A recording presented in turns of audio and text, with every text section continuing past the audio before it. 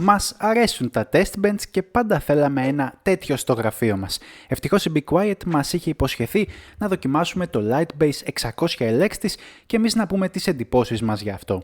Μείνε μαζί μας καθώς στείνουμε το Review PC του 8bits στο νεότερο μικρό κουτί της Be Quiet.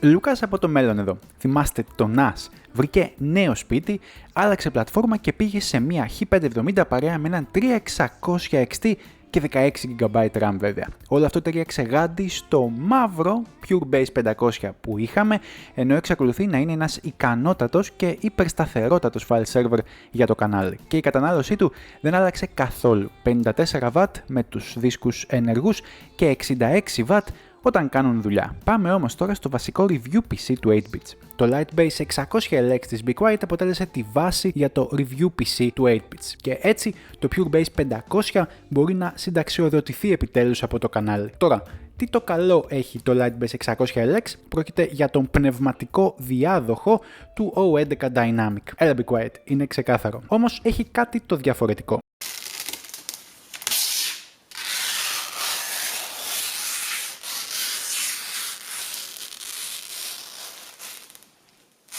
Τα πόδια του αλλάζουν θέση και το case τοποθετείται με 3 τρόπους επάνω στο γραφείο. Πέρα από αυτό, όλη η περίμετρος του κουτιού φωτίζεται από 77 RGB LED που δημιουργούν ένα όμορφο αποτέλεσμα για όσους το θέλουν φυσικά και εννοείται ότι σβήνουν για να μην ενοχλούν. Το άνοιγμα του πίσω μέρους αποκαλύπτει ένα πολυδέδαλο εσωτερικό με έτοιμα πιασμένα καλώδια που θέλουν λύσιμο μιας και δεν βολεύουν ιδιαίτερα. Ένα ειδικό κάλυμα για το κρύψιμο των καλωδίων και αφαιρούμενα πάνελ πάνω και κάτω που ενσωματώνουν τα μη αφαιρούμενα φίλτρα σκόνης. Ευτυχώς βγαίνουν εύκολα. Μέχρι και η γυάλινη πρόσωψη αφαιρείται όπως στο O11, όμως εδώ θέλει ξεβίδωμα, όχι όπως στο O11. Στην τυφλή πλευρά του κουτιού, το διάτριτο πάνελ λαμβάνει το δικό του φίλτρο. Εδώ έχουμε μια μίνι πρωτοτυπία αφού το φίλτρο βγαίνει για να καθαριστεί και κλειδώνει για να ασφαλίσει στη θέση του.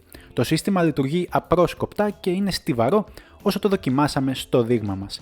Μέχρι στιγμής, η σχεδίαση και τα χαρακτηριστικά του Lightbase 600LX είναι πολύ καλά και η ποιότητα κατασκευής ταιριαστή για προϊόν της γερμανικής εταιρείας.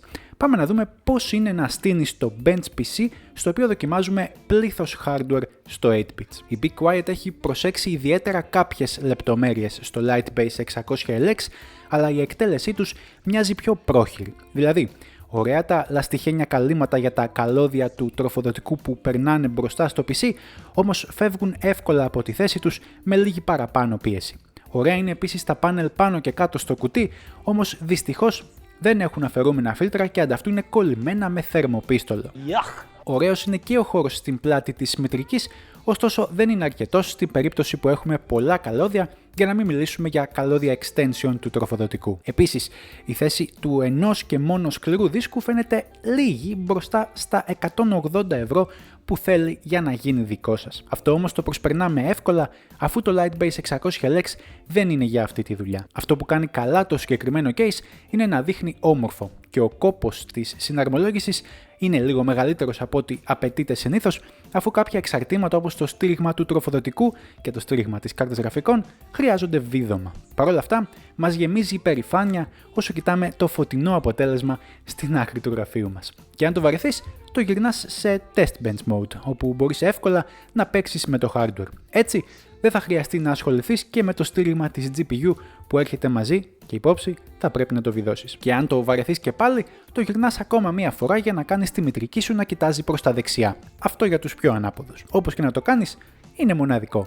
Το σύστημα που βλέπετε περιλαμβάνει έναν Ryzen 5 7600X μαζί με μια X670 Aorus Elite AX της Gigabyte, 32GB μνήμη Fury Renegade στα 6400 MB από το Kingston, καθώς και έναν Kingston Fury Renegade SSD στα 2TB. Για ψήξη, επιλέξαμε την Be Quiet Light Loop μεγέθους 360mm σε λευκό χρώμα. Πολλά από αυτά τα έχουμε ξαναδοκιμάσει και θα αφήσουμε link κάτω στην περιγραφή για να τα δεις. Αυτά. Είμαι ο Λουκάς και αυτό ήταν ένα ακόμα βίντεο του 8bits. Ακολούθησέ μας για περισσότερο υλικό και σου προτείνω να δεις το podcast της Computex 2025 αφού λέμε πολλά για την έκθεση που έτρεξε αυτές τις μέρες στην Ταϊβάν. Μέχρι το επόμενο βίντεο, να περνάτε καλά.